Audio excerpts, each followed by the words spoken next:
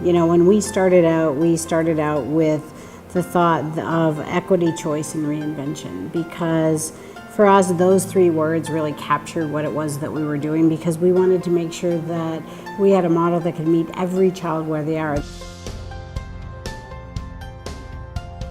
That means whether you're low performing or whether you're high performing, because every child should have the opportunity to have an education that meets their needs and also really accelerates them and uses their full potential.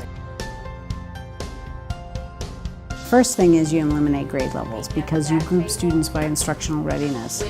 If you look at the fact that by grade 2 there are 6 different instructional levels in a classroom, by grade 4 it's up to 9, and grade 6 it's up to 14, there's no way one teacher can differentiate to that many levels. And what student-centered says is, I'm going to give you a core of students that are at 1 or 2 different instructional levels so you can really intervene and accelerate them back to grade level. Through the Scantron testing, I was able to kind of gather a lot of data and see what they're missing and what I need to help them with. With student-centered learning, you actually find out where are the kids, and then you create the centers for that. You know, I look at it as just a myriad of best practice while meeting kids where they are. Student-centered learning is when students are put in classes based on their instructional level and not grade level, where the teachers can be facilitators. Under the traditional teaching model, you have direct instruction every day. So your lesson plan is broken up into, I teach you how to do it, we do it together, and then you do it on your own. And then you get to student-centered, and there is none of that. This way it gives them kind of like that ownership of their own learning. Okay, this is what I need you to do.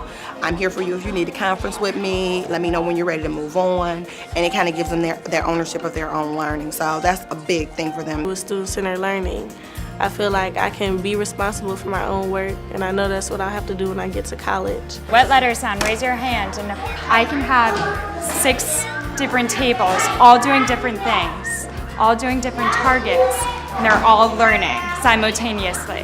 And it works. They're 5-year-olds, and they're able to do this. Because it's really the student taking the responsibility. I want to grow, and this is how I want to do it. Help me. It's up to me how I want to learn it. I can get a one-on-one with the teacher. I can read the PowerPoint by myself. I can get a book and read it. I can work with my peers, or I can do it by myself. Students working at their own pace. So if students need a little bit more time, a little bit less time, that's perfectly okay. When you're working at your own pace, you don't feel rushed to learn. Because some kids, when they feel like they're being rushed, they're like, okay, I quit, I'm done, I give up. And this way it motivates the students to basically track yourself and to keep yourself on task. They know where they are, they know where they're going, they know where they started. So they, in turn, know where they need to be. Now, once I kind of gave them free rein as to what targets they could work on and how fast they could move, obviously their learning accelerated significantly. Not only is it helping to accelerate students who are struggling, but we're finding students who've really been kind of artificially repressed in their classrooms who are now finding that they don't have to wait anymore. They don't wait for the teachers, they don't wait for their peers, but they're able to continue to move. And I think that's really powerful. I have 4 or 5 girls who are well beyond this probably grade level and who are moving at the pace they need. Where I have others who are lagging behind. It's not because they're not working, it's just because they can't. You know, so they're working at their pace and they're finishing products.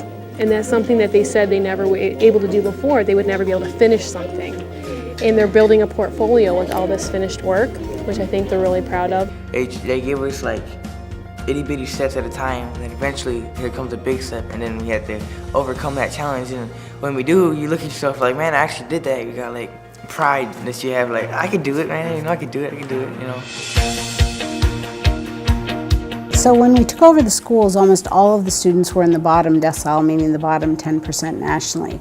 And at the end of the first year, we saw a lot of those students moving up into that second decile, and now we're actually starting to see them in the third and then beginning to creep into the fourth. So that's pretty exciting because you're really seeing students actually moving where they are relative to their peers. I was one of the 5 schools in Kansas City that had the opportunity to pioneer the student-centered learning model, and that's the first time in all of my years of teaching, and I came in as an administrator doing this, that I saw students actually learning. Yeah, it is completely different, but I feel like they're really learning. In year one, it was all about the paradigm shift. It was about figuring out what looks different about teaching and then moving kids from passive to active learning. 5 schools really started to think about, what does technology give me that changes how I can deliver instruction? And so they started to look at 4 things differently: time, space, talent, and resources. At Nolan, we have the middle school hub. At Brenda Scott, we have a kindergarten hub. And then we had PACE, Preparatory Academy at Southeastern High School. One of the things you're going to notice as you look at each of those hub programs is this gradual release of responsibility to the students. So at the kindergarten hub in Brenda Scott, you actually see all of the kindergartners in one space, but this fluid grouping of making sure they're constantly looking at data to work with students. When you get to the middle school hubs, you're seeing much larger groups in the larger spaces, but then you've got teachers that are constantly pulling groups all day based on data. But then when you get to the high school, we no longer have teachers making those decisions. We start to see the responsibility transferred to students where they're starting to make those decisions. Do I need this lecture? Do I need this lab? Do I need this extra work session or extra tutorial? When you look at their data, looking at the exact same kids a year ago in a non-hub versus kids in the hub, one of the things you see right off the bat is 39% of the kids had 2 or more years growth last year versus 67% this year. When we look at just 5th to 6th grade, so 5th graders moving into a hub experience at 6th grade, 90% of the kids in ELA had a year or more growth, 80% 2 or more. So that one was pretty amazing. So when I go to mathematics, what's really profound there is last year at Nolan, they actually went from 9% of kids who had 2 or more years of growth to 39%. Same kids, just different ways of looking at time, space, and talent. There's a website called EduCurious, and they change in education requires that kind of a mindset. How is it different this year than last year? It's different in almost every single way this year. To constantly be open to critiquing and improving, and I think that's where I've been, and I still am. When I started out in Kansas City, I started with 40 teachers, in Adams 50, really dissecting, with the naysayers and those that were big supporters of, can this work? And then leading that team. So starting from that grassroots effort and then just continuing to look at it and critique it and change it, it's been the most amazing journey ever.